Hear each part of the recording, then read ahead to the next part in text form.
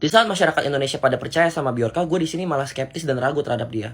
Terus pasti pada nanya, apa yang lu ragukan bang? Terus kan dia juga udah ngebantu masyarakat Indonesia buat ngebongkar kasus Munir lah dan lain-lain gitu kan. Gini teman-teman, dari awal Bjorka itu kan menjual data ya ke forumnya dia gitu kan, menjual data registrasi SIM card dan data-data lain. Fokusnya ke jualan data aja nih, nyari cuan gitu kan. Tiba-tiba dia berubah motifnya ke motif politik. Tiba-tiba nyerang politisi sana sini, terus juga dia bawa cerita tentang temannya dia di Warsawa dan lain-lain lah. Terjadi perubahan motif di sini.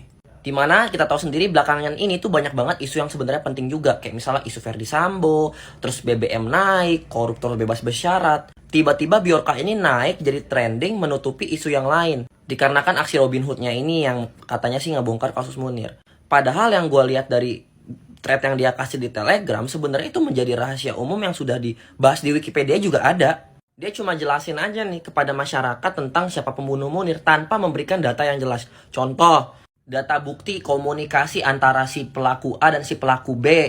Berupa dokumen classified. Itu ada fotokopi dokumennya atau ada keterangan jelasnya. Ini dia sama sekali nggak ngasih data seperti itu. Dia cuma menjelaskan secara paragraf cerita tentang Munir dibunuh gitu. Yang sebenarnya beberapa akun YouTube juga udah pernah cerita soal ini. Yang seharusnya di mana ya kalau hacker itu harus bisa nge-breach sampai dalam banget gitu ya, sampai yang classified, top classified, ada tanda tangan para pemerintah, tanda tangan pejabat ataupun bukti-bukti lain itu nggak ditunjukkan sama dia cuma cerita dong. Jadi menurut gue itu kurang valid. Jadi kalau ditanya apa yang disampaikan Bjorka itu valid atau enggak mengenai yang Munir, menurut gue kurang valid kalau nggak ada data gitu ya. Dari awal yang udah suspicious pindah ke politik, terus tiba-tiba bahas bongkar kasus Munir yang sebenarnya dia juga nggak nunjukin data. Yang ketiga tentang masalah privacy yang ada di Twitter. Masyarakat pada marah karena kenapa akunnya Bjorka ini bisa di-ban, kenapa akunnya Bjorka ini disuspend. Sebenarnya jelas, aturan privacy policy yang ada di Twitter itu nggak boleh menyebar privasi orang lain.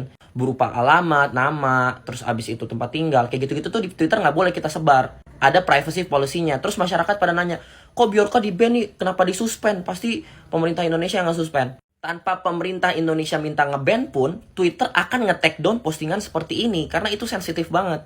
Jadi Twitter ini bukan platform untuk menyebarkan yang kayak gituan. Bukan platform untuk menyebarkan doxing, informasi-informasi segala macam, penyebaran foto tanpa konsen. Twitter bukan platform yang oke untuk hal itu. Jadi itu yang mesti kalian tahu ya. Kita objektif aja di sini. Jadi gitu teman-teman, banyak banget keanehan-keanehan dan kejanggalan yang menurut gue sangat why aja. Tapi selepas dengan pencurigaannya si Bjorka, gue beruntung juga sih. Jadi ada orang yang bisa nge-up isu tentang PDP, perlindungan data pribadi di Indonesia. Karena se-urgent itu tentang data pribadi kita nih. Kalau Bjorka mungkin nggak show up, mungkin PDP agak mendem ya. Jadi ada plus minusnya juga sih dari isu Bjorka ini. Kalau menurut kalian menanggapi tentang si Bjorka gimana? Drop di komen ya. Assalamualaikum warahmatullahi wabarakatuh. Om Swastiastu, nama budaya, salam kebajikan, salam rahayu, selamat datang. Selamat berjumpa lagi bersama Gus A dalam channel Tanda Tanya Politik. Ya, namanya juga sudah masuk tahun politik. Tebar hoak, tebar kebencian, tebar gibah, tebar fitnah sudah menjadi tradisi.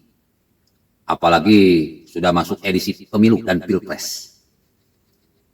Kalau dulu, waktu zaman Prabowo, kubu mereka lah yang melakukan serangan-serangan sehingga munculnya majalah Obor Rakyat yang menyebarkan fitnah dengan sangat luar biasa.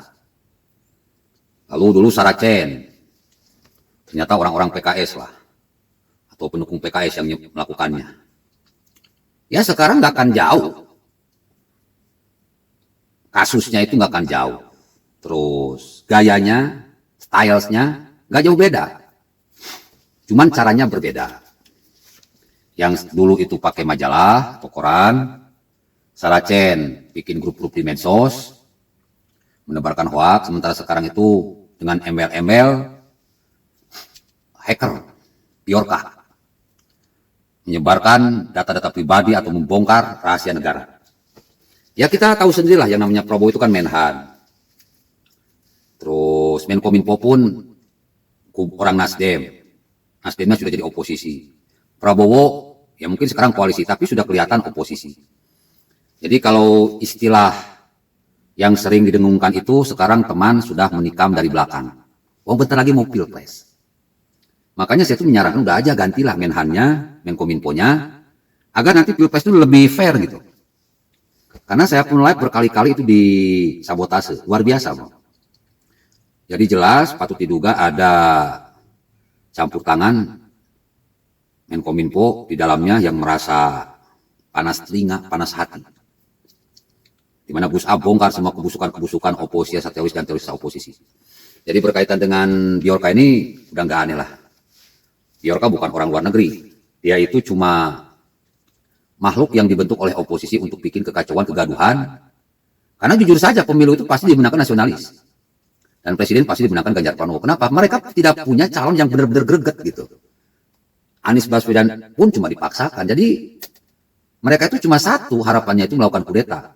Dan sekarang mereka bikin kegaduhan dengan boneka syarat Biorka ini. Tek-tek bengoknya itu ya menyebarkan data-data negara yang berkaitan dengan kasus-kasus besar. Ya tadi sudah dikatakan bahwa Biorka ini tidak mampu menunjukkan data otentik. Cuma ancaman-ancaman sampah doang. Dan sudah dipastikan dia ini bukan hacker. Tetapi lebih kepada buzzer. Buzzer yang berkedok hacker. Yang dibayar seolah-olah dia adalah orang yang paling hebat membongkar data-data di dalam sebuah negara. Padahal yang namanya negara itu ada ahli IT yang dipekerjakan untuk melindungi data. Sangat tidak mungkin data negara bisa dibongkar oleh Biorka karena negara punya orang khusus untuk lawan hacker-hacker tersebut. Nggak kebayang lah kalau tiap negara ahli IT-nya lemah. Wah, bisa acak-acakan bro. Jadi kalau saya tidak takut lah. Biorka ini cuma buzzer yang berkedok hacker. Hanya untuk bikin kegaduhan di sana sini. Assalamualaikum warahmatullahi wabarakatuh.